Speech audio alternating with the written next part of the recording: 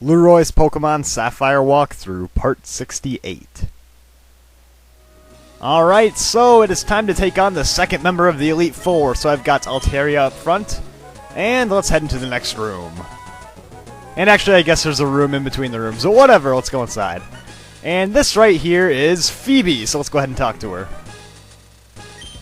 Ah ha ha ha! I'm Phoebe of the Elite Four. I did my training on Mount Pyre. While I trained, I gained the ability to commune with Ghost-type Pokemon. Yes, the bond I developed with Pokemon is extremely tight, so come on, just try and see if you can inflict damage on my Pokemon.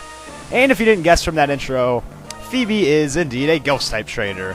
And that means that Dark types are going to work the best, and actually Ghost types are super effective against itself. So if you have your own Ghost types, it'll do decent, but of course, you're going to be weak to her Pokemon as well. So anyways, Dusclops is her first Pokemon, knows the moves Future Sight, Curse, Confuse Ray, and Shadow Punch. And I'm going to put it to sleep with Sing. If you don't know, Dusclops is a big-time defensive Pokemon, both physical and special defense. Both of those are through the roof with Dusclops. It's got pretty decent attack power, but it's mainly known for its defense. And that is why I'm switching over to Gardevoir, so while it's asleep I can boost up my special attack and special defense. And I'll actually probably set up a Reflect too to avoid getting killed by Shadow Punch or something, so let's do that first. And by the way, keep in mind, Dusclops has this annoying ability called Pressure, which really sucks for the Elite Four. Every time you attack the thing, it takes double the power points. So I wouldn't really recommend using moves with like 5 power points.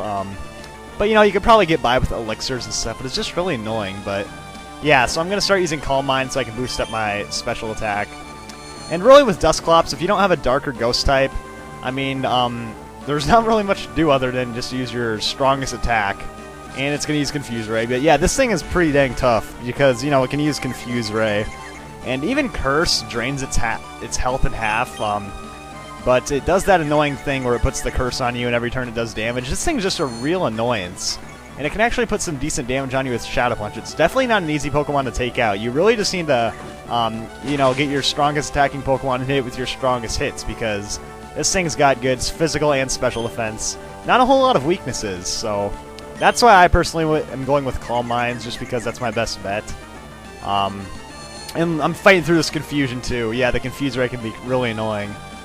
So yeah, this thing's really a pain, but Dusclops, it's the hardest Pokemon on our team, so if you can get by it, you should be good to go. And my Reflect wore off. Perfect. Perfect timing right when I'm about to die. And actually, I think I'm just going to go with a Psychic right now. I got the Calm Minds. Please, for the love of God, do not hit yourself. Yes!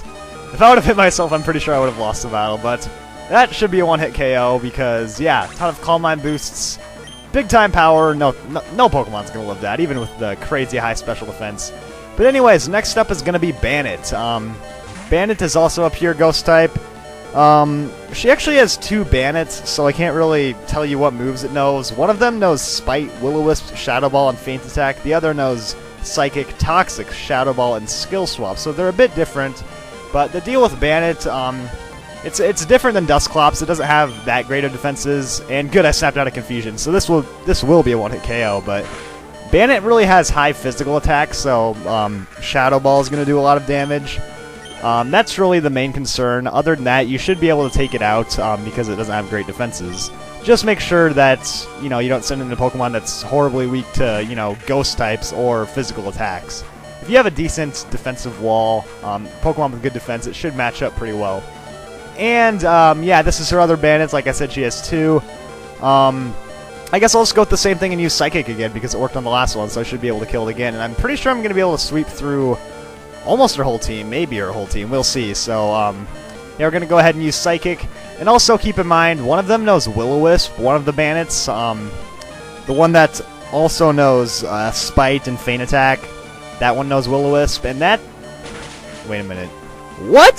Why are you faster than me? I was not even looking at my screen. I'm just looking down at my notes, and then I look up and I'm dying. Like, why was that one faster to me and not the other one?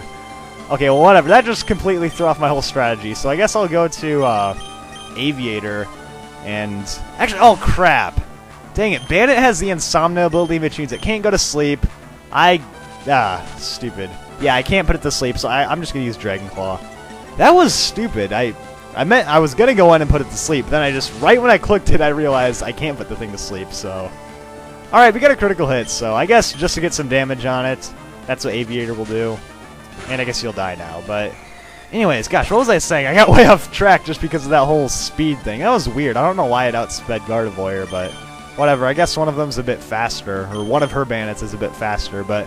I think what I was saying is about Will-O-Wisp. One of them knows Will-O-Wisp, and that is gonna have your attack, so keep that in mind. You might want to use a full heal if that happens, but... Anyways, I'm gonna bring out the Sunlight so I can kill this thing with a Solar Beam. I know I can live at least one Shadow Ball. Actually, barely. Yeah, this thing has very high physical attack, like I mentioned, so Shadow Ball is going to do a lot of damage. But yeah, Solar Beam's going to knock it out. That's the thing about Bandit. If you can take, one Shadow Ball, you should be in pretty good shape because doesn't have the greatest defense in the world. So there we go. We got the Sunlight out. The Solar Beam is ready. And yeah, did I mention she has another Dusclops? Like the first one wasn't hard enough. But this one's more offensive based. It knows Ice Beam, Shadow Ball, Confuse Ray, and Earthquake. So it's a bit more challenging just because it uses more offensive moves, and it still has Confuse Ray. So I'm just going to go with a Solar Beam. Just like the last one, crazy high defenses. Even a Solar Beam probably will, if I'm lucky, it'll do half. Yeah, not even half. And yeah, it knows a wide variety of attacking moves. It doesn't have the greatest physical attack, but it still has Earthquake and Shadow Ball. And actually it has Ice Beam too as a special attack, so it's got some attacks that do some damage on you. So this one's really annoying also.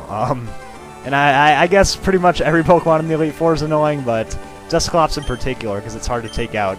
But yeah, I'm going to use Overheat, guys. The Sunlight is out, which is going to boost up Fire-type moves. Hopefully this knocks it out in one hit. Well, half the damage is already gone. And yeah, there we go. So yeah, it wouldn't have been a one-hit KO, I'm positive, but it at least did enough to knock it out. So that was pretty nice. We had dealt with that pretty well, but normally that's going to be... Those two Dusclopses are going to be the main challenge in this battle. You might have to do what I did and go with stat boosting moves like Calm Mind just to deal with them. But anyways, Sableye is her last Pokemon. This thing is Dark and Ghost type, which means it has absolutely zero weaknesses. No type is going to be super effective. It knows the moves Psychic, Shadow Ball, Feint Attack, and Attract. Now this thing is a female, alright? I'm warning you, do not send out your male Pokemon unless you absolutely have to. Attract is just the most annoying move in the world. But anyways, guys, I'm going to go with an Earthquake. Obviously, my special attack got lowered from Overheat, so we'll just see how much damage we can do. And, yeah, Sableye isn't really too heavy on any of its stats. They're all kind of average, so just, your best attacks. Obviously, like I said, it has no weaknesses, so just hit it with your strongest move, and you should be fine. Oh, whatever, Tambor was going to die. But we still have Jelly Belly, so we're okay. And, yeah, Tambor did what it needed to do anyways with Overheat, so... Actually, I don't think a Surf's going to knock it out. Let's go with a Supersonic. A lot of people are giving me crap for using Supersonic, but I think it's going to be useful. That confusion's going to be nice. So, please hit... Oh, dang it, you didn't hit yourself. Oh, well. We can take a Shadow Ball. And, let's go with the Surf. Come on, knock it out! Don't leave it with a little bit of HP! Yes! And a critical hit! I don't know if we needed that, but I don't really care. So yeah, there we go. That is Phoebe right there.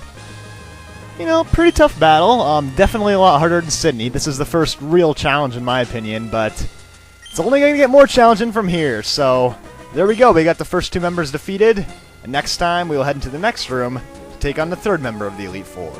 So, stay tuned for more, and I will see you all next time.